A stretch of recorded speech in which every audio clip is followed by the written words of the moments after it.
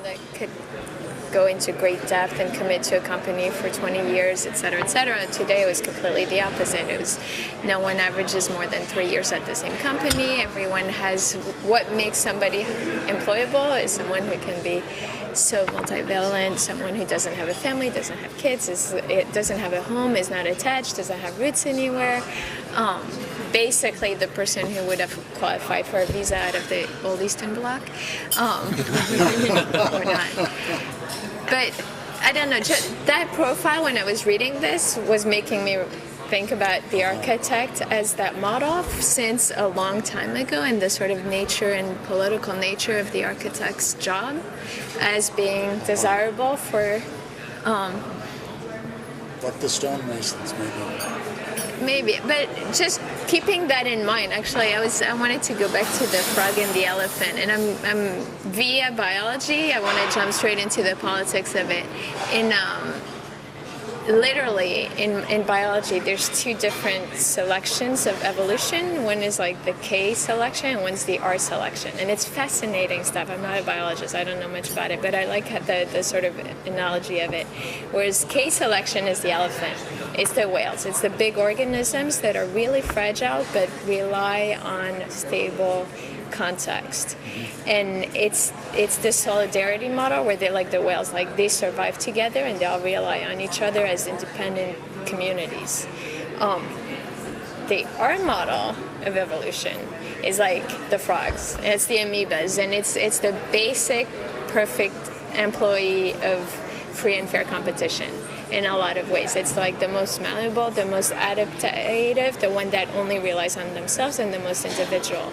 And it's really interesting to look at the sort of history. I mean, basically, you have like big blocks, like the Eastern Bloc, that collapses all at once. They get too big and they rely too much, and they collapse all at once. Versus the small model that just kind of changes back and forth. And of course, it's like, I'm not looking at it from a nostalgic point of view, but of course, it's like that model is so clearly the one that everybody wants to jump on because it's the one that has the highest chance of surviving.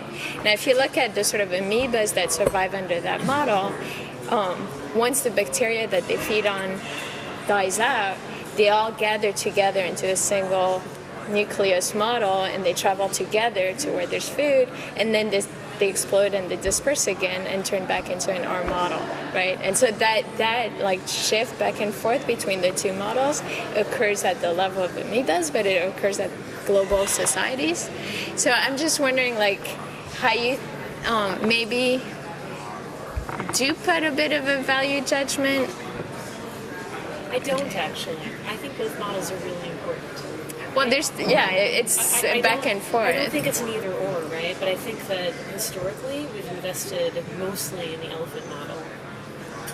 And I feel like we need to design more for that open-ended, access model. It's a scary thing because those systems create a lot of noise, right? When we give tools to everybody, not everybody has something that's meaningful to people outside of their immediate social sphere.